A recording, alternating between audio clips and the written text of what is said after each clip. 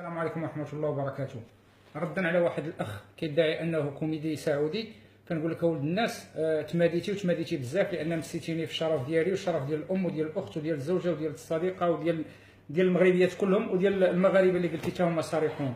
بغيت نقول لك غادي ندوي على شي حوايج اللي انت غفلتيهم في الموضوع ديالك. كان من المفروض انت كفكاهي مبتدئ تبدا من السعوديه اصلا، وانا نساعدك ككوميدي مغربي، نساعدك.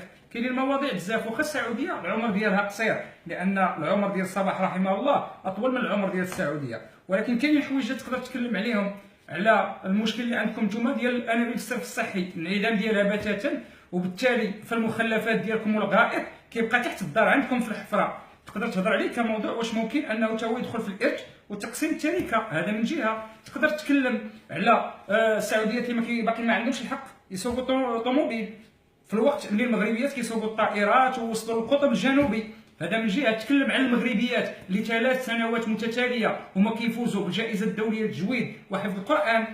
كنتي تتكلم على المرض اللي عند بعض السعوديين بين قوسين، لان عندي اصدقاء سعوديين وما كنعممش، اللي كيدخلوا مع النساء في الطواف باش يحتكوا فيهم ويلبيو واحد الكبت فيهم. كنتي تدوي على هذاك السعودي اللي كيجي للمغرب، علاش جاي؟ لانه باش يفرغ واحد الكبت، ولكن راه هذاك هو المرض. كنت تتكلم عليه كمستغل وما تتكلمش على المستغل، على فتاة اجهدها الفقر.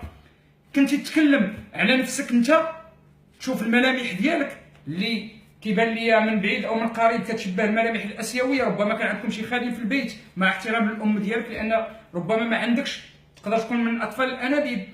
تقدر تشكر المغاربه، لان الوقت اللي كنتي انت فوق الخشبه كاينين المغاربه كيحاربوا في مكانك ضد الحوثيين.